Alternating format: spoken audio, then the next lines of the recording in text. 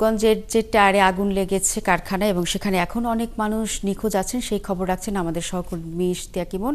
তিনি সরাসরি আমাদের সাথে যুক্ত হয়েছেন। ইমন, বলা হচ্ছে যে এখনো অনেক মানুষ নিখোঁজ, স্বজনরা অপেক্ষা করছেন, কিন্তু যেহেতু ভবনের ভেতরে প্রবেশ করাই যাচ্ছে না, সেক্ষেত্রে নিখোঁজদের আসলে সন্ধান কিভাবে করা হবে এবং একই সাথে নিখোঁজদের কোনো তালিকা কি এখন পর্যন্ত প্রস্তুত করা হয়েছে কিনা? ধন্যবাদ শ্রাবণী। আসলে এখন পর্যন্ত গাজী টাওয়ারের যে অগ্নিকাণ্ডের ঘটনা সেটি থামেনি, এখনো থেমে থেমে চলছে এবং ফায়ার সার্ভিস আমরা দেখতে পাচ্ছেন নিশ্চয়ই যে পেছনে সেই আগুনটি নিয়ন্ত্রণের চেষ্টা চলছে এবং থেমে থেমে আমরা দেখতে পাচ্ছি যে এখনো ধোঁয়া বেরোচ্ছে এবং বিভিন্ন তলাতে ফায়ার সার্ভিসের কর্মী যারা রয়েছেন তারা আগুনটি পুরোপুরি নির্বাপনের চেষ্টা চলছেন।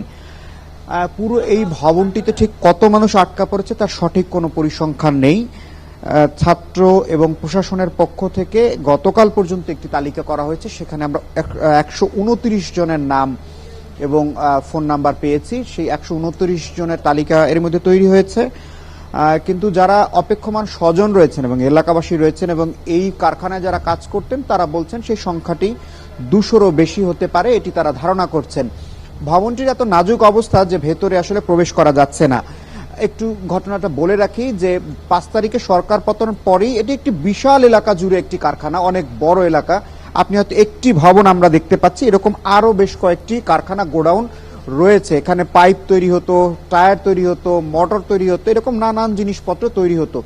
যে কারখানাটির ছবি আপনারা দেখতে পাচ্ছেন এবং যেটার ভেতরে ধারণা করা হচ্ছে যে অসংখ্য মানুষের মৃত্যু হতে পারে এবং তারা পুড়ে মারা যেতে পারেন, এই ভবনটি মূলত গত পরশুদিন বিকেলে তারা এই কারখানার মালামাল লুট করার জন্যই একটি পক্ষ এর ভেতরে ঢোকে এবং সেখানে আসলে দুটি পক্ষ হয়ে যায়। তারা একটি পক্ষ তাদেরকে আটকে ফেলেন এবং নিচ থেকে আগুন লাগিয়ে দেন, এমনটি এই এলাকায় যারা প্রত্যক্ষদর্শী তখন ছিলেন তারা বলছেন যে এই দুটি পক্ষের এই দ্বন্দ্বের কারণেই একটি পক্ষ আরেকটি পক্ষকে আটকে ফেলে এবং তারা নিচ থেকে আগুন লাগিয়ে দেয় এবং পুরো এলাকাটি কিন্তু ভস্মীভূত হয়ে গেছে। এবং এই কারখানার ভেতরে যে সকল জিনিস ছিল সেগুলো টায়ার এবং এই প্লাস্টিক তৈরির যে কাঁচামাল, সে কাঁচামাল ছিল এবং যে টায়ারের ভেতরে যে তামার তারগুলো দেয়া হয় সেই তারগুলো লুটির মূল উদ্দেশ্য ছিল।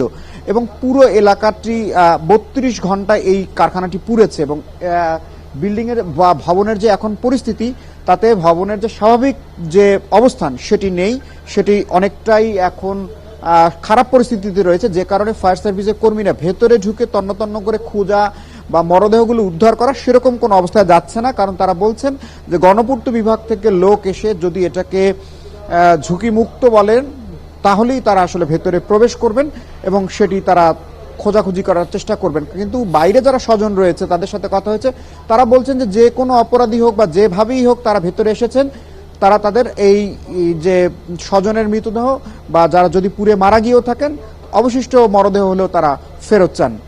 শ্রাবণী, অর্থাৎ ইমন, আপনি যেমনটি বলছিলেন যে গণপূর্ত বিভাগ যখন সবুজ সংকেত দিবে দমকল বাহিনীকে তখনই তারা উদ্ধার অভিযানে নামবে, এর আগ পর্যন্ত আসলে উদ্ধার অভিযান শুরু হবে না বলে আপনি বলছিলেন।